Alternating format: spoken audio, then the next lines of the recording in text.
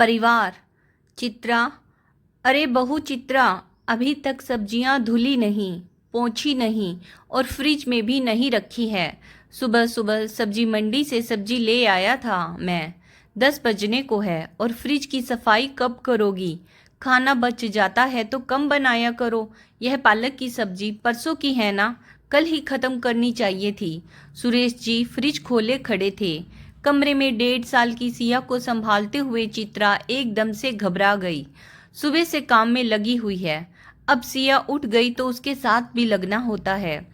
तो सब्जियां रखने का समय ही नहीं मिला और ससुर जी भी तभी फ्रिज खोलते हैं या उसी काम को देखते हैं जो अधूरा रहता है।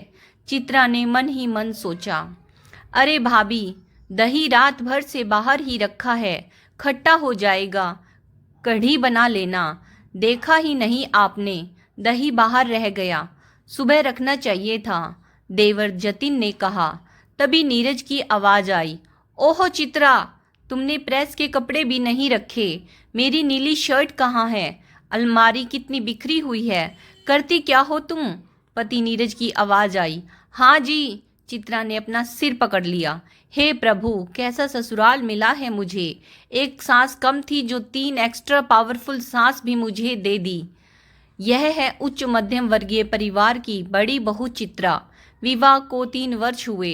एक 1.5 वर्षीय बेटी सिया की जिम्मेदारी के साथ साथ पूरे घर की जिम्मेदारी भी संभालती है।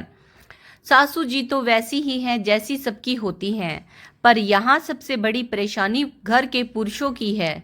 घर का हर छोटा बड़ा निर्णय लेते हैं, हर पहलू पर दखल अंदाजी करते हैं। जी हाँ, सहयोग या सहायता तो बिल्कुल नहीं मिलती।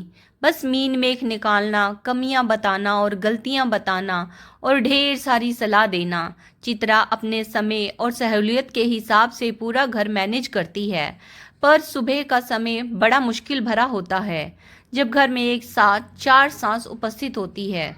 ससुर जी रिटायर हुए तो सुबह रसोई से लेकर बाथरूम तक पूरा चक्कर लगाते हैं, बहुत ध्यान से निरीक्षण करते हैं, फिर अपनी राय देते हैं। उसके बाद क्या करना है क्या नहीं करना, इसकी एक लंबी चौड़ी लिस्ट सुना देते हैं, जिसे चित्रा को याद भी रखना होता है। ससुर जी शुरू होते हैं तो उसके बाद लगे हाथों देवर जी और पतिदेव भी हाथ अजमा लेते हैं। इस बीच सासू माँ आराम से पोज मोड पर होती है, आस पड़ोस की सहेलियों से बातें कर रही होती है और ड्राइंग रूम में बीचों बीच फुल वॉल्यूम पर भजन चल रहा होता है। भजन के बीच बीच में चित्रा 3 अलग भजन सुन रही होती है। सुन रही हो या नहीं चित्रा, कपड़े क्यों बिखरे हुए हैं, करती क्या हो तुम? अब तो चित्रा का पारा चढ़ गया। ठीक है नीरज, बिखरे हुए हैं तो समेट दो, मेरे से तो होता नहीं है ना काम। काम करती तो हूँ पर तुम्हें पसंद नहीं आता, तो अब अपने हिसाब से ही कर लो। मन तो कर रहा है ससुर जी को भी कह दूं, आप ही संभाल लीजिए घर। थोड़ी देर बड़बड़ करने के बाद नीरज बाथरूम में नहाने चला गया। चित्रा ने सिया को तैयार किया और बाहर लेकर आई। जमीन पर चटाई पर कुछ खिलौने रखे। कहने को घर में सभी लोग हैं, पर सिया की कोई जिम्मेदारी नहीं लेता। चित्रा चाह रही थी कि ससुर जी रसोई से चले जाए ताकि वह सुकून से अपना काम कर सके। डरते डरते वो रसोई से आई तो घबरा गई। ससुर जी पूरा फ्रिज खोले बैठे थे और देवर जी फ्रिज में रखे हर सामान को खोल खोल कर बाहर निकाल रहे थे। पापा जी, भैया क्या कर रहे हैं? मुझे नाश्ता बनाना है, फिर सिया को नहलवाने का समय हो जाएगा, इनका भी टिफिन तैयार करना है। बहू, रसोई में डिब्बे रखने का सिस्टम बदला है क्या? कोई डिब्बा नहीं मिलता। जब तुम्हारी मम्मी जी काम करती थी तब रसोई कितनी चकाचक रहती थी, और जब दाल काली रखी है तो फिर किरियाने के सामान में क्यों लिखवाई? घी इतनी जल्दी खत्म हो गया, मलाई इकट्ठा करके बना तो सकती हो, ससुर जी ने कहा। चित्रा चुपचाप सुने जा रही थी और जल्दी जल्दी पोहा भिगोया और आलू काटने लगी। अरे भाभी, थोड़े छोटे आलू काटा करो, देवर जतिन ने कहा। लीजिए देवर जी, आप ही काट लीजिए, कहते हुए चित्रा ने जतिन को आलू पकड़ा दिए। बहू, यह क्या बदतमीजी है, इस तरह बोलते हैं? अरे तुम्हारी गलती बता रहे हैं, तभी तो तुम सुधार पाओगी। इतने में सरिता जी आई और बोली, आज रूपा बाई छुट्टी पर हैं, तो मम्मी जी पड़ोस वाली आंटी के यहाँ से बाई आती है, उसे बुलवा लीजिए आज के लिए। क्यों एक दिन काम नहीं कर सकती? बाई नहीं आएगी तो काम नहीं होगा। नौकरों के भरोसे रहकर सब आलसी हो गए हैं। ससुर जी ने कठोरता से कहा। अच्छा बहू, आज बुआ जी को सपरिवार खाने पर बुलाया है, पर मम्मी जी अकेले मैं कैसे करूँगी? सिया भी है। अरे कैसे करोगी मतलब? जैसे सब करती हैं वैसे करो। वहाँ तुम्हारे घर में नौकर चाकर थे, इसीलिए काम करने की आदत नहीं है तुम्हें। देखे पापा जी, मेरे घर में सभी लोग काम पर जाते थे, इसीलिए सहायता के लिए सिर्फ झाड़ू पोछा बर्तन के लिए सहायक थे। बाकी सभी लोग मिलजुल कर घर का काम करते थे। इतने में नीरज बोला, तुम्हारी दादी भी खाना बनाती थी, खुद परोसना पड़ता था, वह घर संभालती थी। तुम्हारी मम्मी तो नौकरी पर चली जाती थी। तुम्हारे पापा बेचारे शाम को सब्जी बनाते थे। देखो नीरज, यह तुम्हारे देखने का नजरिया है। मेरे घर में सभी लोग मिलजुल कर एक टीम की तरह काम करते हैं, एक दूसरे को सहयोग करते हैं। सहयोग, टीम? अरे औरतों का काम औरतों को करना चाहिए, ससुर जी ने कठोरता से कहा। वही तो मैं कह रही हूँ पापा जी, इस घर का यही असूल है। तो जब काम मुझे ही करना चाहिए तो फिर मुझे ही करने दीजिए, अपने हिसाब, समय और सहूलियत से। मुझे बेटी को लेकर डॉक्टर के पास जाना है, वैक्सीन के लिए और चेकअप के लिए। मैंने कल ही मम्मी जी को बता दिया था। अच्छा है आप लोग ही घर संभालिए। जवाब सुने बिना ही चित्रा सीधे अपने कमरे में गई। नीरज भी कमरे में आया और बोला, चित्रा यह क्या बदतमीजी है? ऐसे बात करते हैं पापा से? नीरज, तुम्हें पहले भी कहा है, हर बात में मेरे घर वालों को बीच में मत लाया करो। तुम्हारे घर की व्यवस्था और मेरे घर की व्यवस्था में जमीन आसमान का अंतर है। तुम नहीं समझोगे। हमारे यहाँ सब मिलजुल कर काम करते हैं। परिवार वही होता है जहाँ हर सदस्य एक दूसरे की सहायता करता है। एक टीम होती है, एक दूसरे का सहयोग करते हैं, समर्थन करते हैं। पर यहाँ मैं अकेली बहू पूरे घर की जिम्मेदारी संभालती हूँ, सबकी पसंद नापसंद का ध्यान रखती हूँ। पर मुझे सहयोग तो दूर, सुनने को इतना मिलता है। अगर आप सभी लोग घर में दखल अंदाजी बंद कर दें तो मेरे ऊपर बहुत बड़ा एहसान होगा। या तो मेरी सहायता कीजिए या सिया की जिम्मेदारी लीजिए। आखिर सिया भी छोटी है, उसको खिलौनों की तरह उसे ट्रीट करते हैं। उसके साथ आप लोग समय बिताइए। पापा जी को कहिए वह सिया से खेलें, बातें करें, कहानियां सुनाएं। अपना समय अपने दोस्तों के साथ ही सिया के साथ भी लगाएं।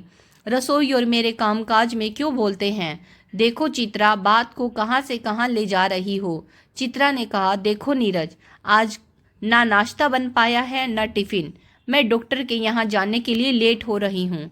पापा जी हैं, उन्हें ही घर संभालने दो। देवर जी भी साथ दे देंगे। तुम भी लेट हो रहे हो, मुझे डॉक्टर के यहाँ छोड़कर चले जाएं।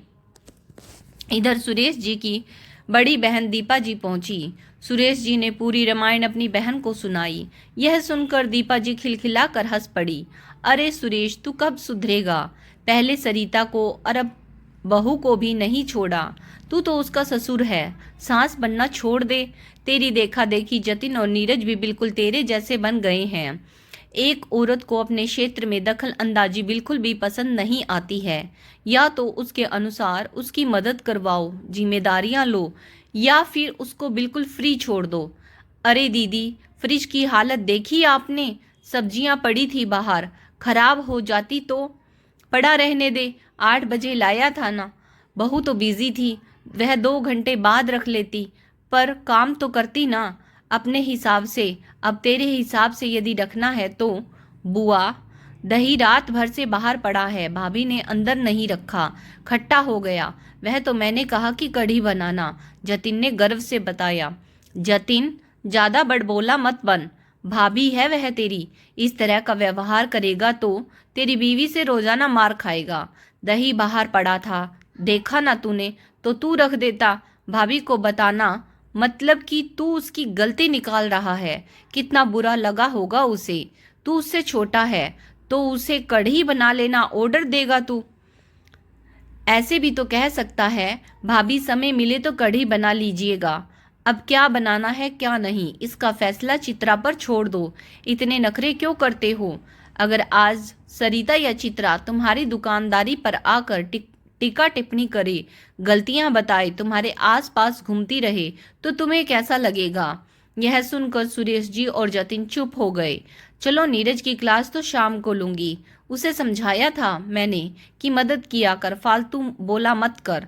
अब उसके पास एक बच्चे की जिम्मेदारी भी है, बेटी के साथ समय बिताओ। और जतिन, तू भी घर के कामकाज सीख ले, तू खुश रहेगा।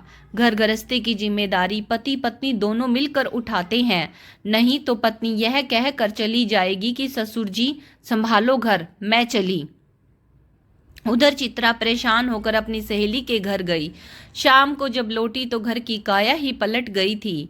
रसोई से पकवानों की खुशबू आ रही थी। दीपा जी और सरिता जी बना रही थी। ससुर जी और जतिन टेबल जमा रहे थे। अरे बहू आ गई, जाओ फ्रेश हो आओ, हमें सिया को दे दो, हम संभाल लेंगे उसे। ससुर जी आप ही संभालिए इसे, कहते हुए चित्रा अपने कमरे में आ गई। वह समझ गई थी कि यह सब दीपा बुआ का ही जादू है। मन ही मन बुआ को धन्यवाद दिया। दीपा, वह दूसरे शहर में रहती थी, कभी कभार आती थी, पर आज चित्रा ने शायद कुछ ज्यादा ही सबको सुना दिया था। इसकी शिकायत सबने दीपा बुआ से की थी और दीपा बुआ ने यह रास्ता सुझाया था। दोस्तों, घर में कई बार पुरुष लोग बेवजह की दखल अंदाजी करते हैं, गलतियां निकालते हैं, कमियां बताते हैं। इससे बेहतर है घर में सहायता करवाइए, अपना काम खुद कीजिए, इसे बेवजह के तनाव और परेशानी से निजात मिलेगी। आपको क्या लगता है, क्या आपको भी ऐसी परिस्थितियों का सामना करना पड़ा है जब घर के पुरुष आपके कामकाज और काम करने के तरीके में दखल अंदाजी करते हैं, कमियां निकालते हैं? तो दोस्तों, आज की कहानी कैसी लगी कमेंट्स करके ज़रूर बताइएगा। अगर कहानी पसंद आई है please like, share and subscribe my channel stories bye Sunita Saini. Video को यहाँ तक देखने के लिए आप सब लोगों का धन्यवाद।